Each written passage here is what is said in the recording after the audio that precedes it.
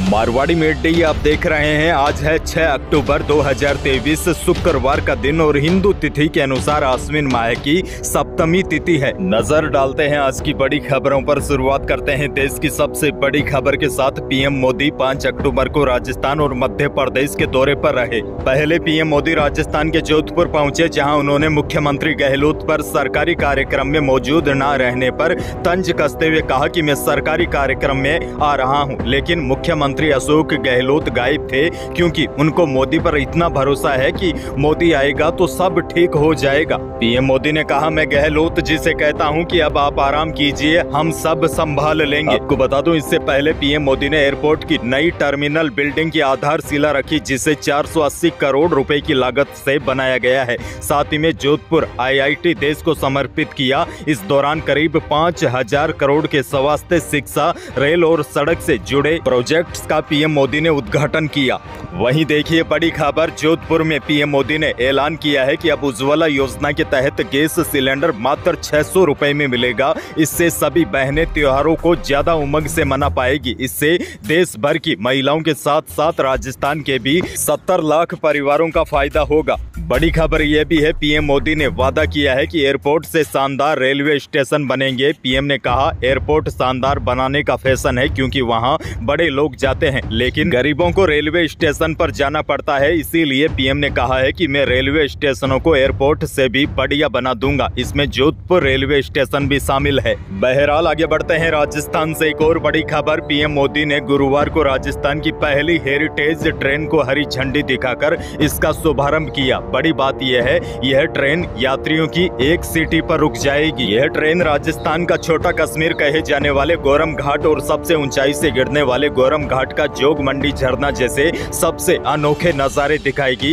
2 घुमावदार टनल के बीच से भी यह ट्रेन गुजरेगी। बड़ी जानकारी आपको यह भी दे दूं, ट्रेन को 150 साल पुराने बाप वाले इंजन की तरह हेरिटेज लुक दिया गया है। यह ट्रेन सप्ताह में केवल 4 दिन चलेगी और किराया प्रति यात्री 2000 रुपए होगा। अच्छा, बड़ी खबर राजस्थान के लोगों के लिए एक और बड़ी खुशखबरी है। जैसलमेर में कोरोना काल में बंद हुई जैसलमेर दिल्ली रोनिचा एक्सप्रेस को पीएम मोदी ने हरी झंडी दिखाकर रवाना कर दिया है। रेलवे अधिकारियों ने बताया कि दिल्ली से जैसलमेर के लिए यह ट्रेन नियमित होगी और स्थानीय निवासियों के साथ ही सैलानियों के लिए भी मील का पत्थर साबित होगी। अच्छा, आपको बता दूं, रोनिचा एक्सप्रेस दिल्ली जंक्शन से सुबह 8:55 पर रोजाना प्रस्थान करेगी। यह ट्रेन अगले दिन सुबह 4 बजे जैसलमेर पहुंचेगी। वहीं वापसी में जैसलमेर से यह ट्रेन रोजाना शाम 7 बजे प्रस्थान करेगी और अगले दिन सुबह 10:30 बजे दिल्ली पहुंचेगी।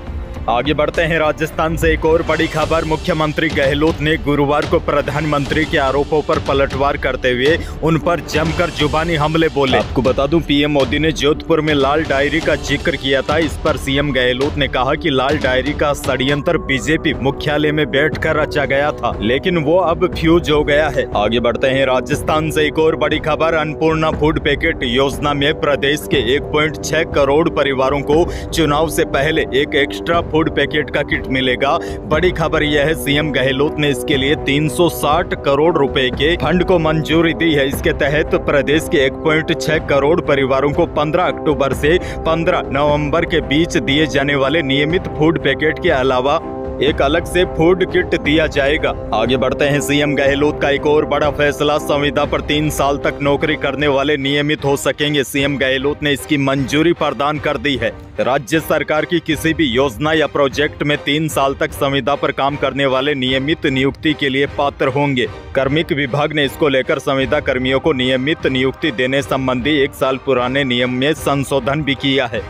आगे बढ़ते हैं, एक और बड़ी खबर, विधानसभा चुनाव से ठीक पहले सीएम गहलोत ने महिलाओं के लिए एक और बड़ी घोषणा की है। महिलाओं और बालिकाओं को अब रोडवेज बसों में मंथली पास बनवाने पर 90% छूट मिलेगी। केवल 10% ही पैसा महिलाओं को पास बनाने के लिए देने पड़ेंगे। यानी कि महिलाएं रोडवेज की बसों में पास बनवाती है तो उनको 90% छूट मिलेगी। इसका फायदा उन महिलाओं को होगा जो बसों में डेली अप डाउन करती है। आगे बढ़ेंगे, लेकिन उससे पहले प्रदेश प्रदेश के मौसम से जुड़ी बड़ी खबर है। अब राजस्थान को मानसून अलविदा कह दिया है, लेकिन मौसम विभाग ने एक और चेतावनी जारी की है। हालांकि फिलहाल आने वाले 3-4 दिनों तक तो प्रदेश के अधिकांश भागों का मौसम साफ रहेगा, लेकिन लोकल वेदर सिस्टम की वजह से हो सकता है 13 या 14 अक्टूबर के आसपास 1-2 स्थानों पर बादल छा सकते हैं और कुछ स्थानों पर हो सकता है बूंदाबांदी भी हो जाए। लेकिन फिलहाल आने वाले 3-4 दिन प्रदेश का मौसम साफ रहेगा। आगे बढ़ते हैं देश की एक और बड़ी खबर। जैसा कि मैंने आपको कल बताया था कि सिक्किम में मंगलवार को देर रात बादल फट गया था। अब बड़ी खबर यह है, इसमें 14 लोगों के मौत की पुष्टि हो चुकी है, जबकि 102 लोग अभी भी लापता है, जिसमें सेना के 22 जवान भी शामिल है। दरअसल वैज्ञानिकों को आशंका है कि नेपाल में आए भूकंप की वजह से सिक्किम की लहोनक झील टूटी और उसका दायरा 1/3 रह गया, और जब बादल फटा तो झील इतना पानी रोक नहीं पाई। इससे तीस्ता नदी में बाढ़ आ गई और नदी का जल स्तर बढ़ने से इलाके में ही आर्मी का कैंप था जो बाढ़ में बह गया और यहाँ खड़ी 41 गाड़ियाँ भी डूब गई। बड़ी खबर यह है, 23 जवानों का अभी भी पता नहीं चला है। आगे बढ़ते हैं राजस्थान की सियासत से जुड़ी बड़ी खबर। राजस्थान विधानसभा चुनाव 2023 को लेकर माहौल गर्म है। भाजपा और कांग्रेस दोनों ही अपने उम्मीदवारों के नामों की सूची पर मंथन कर रहे हैं। जनता और उम्मीदवार दोनों इस वक्त बेसब्र है और सवाल कर रहे हैं कि राजस्थान में उम्मीदवारों के नामों की पहली सूची कब आएगी। वैसे अभी पितृपक्ष चल रहा है और भाजपा और कांग्रेस दोनों ही पार्टियां पितृपक्ष के वहम को मानते हैं। ऐसे में माना जा रहा है भाजपा अपने उम्मीदवारों के नामों की पहली सूची पितृपक्ष के बाद ही जारी करेगी और उसके बाद कांग्रेस अपने प्रत्याशियों की पहली सूची जारी करेगी। तो यही थी प्रदेश और देश की आज की कुछ बड़ी और महत्वपूर्ण खबरें। वीडियो को लाइक करना बिल्कुल न भूलिए और चैनल पर नए हैं तो सब्सक्राइब भी कर लीजिए ताकि आप अपडेट रहे बड़ी खबरों से। धन्यवाद।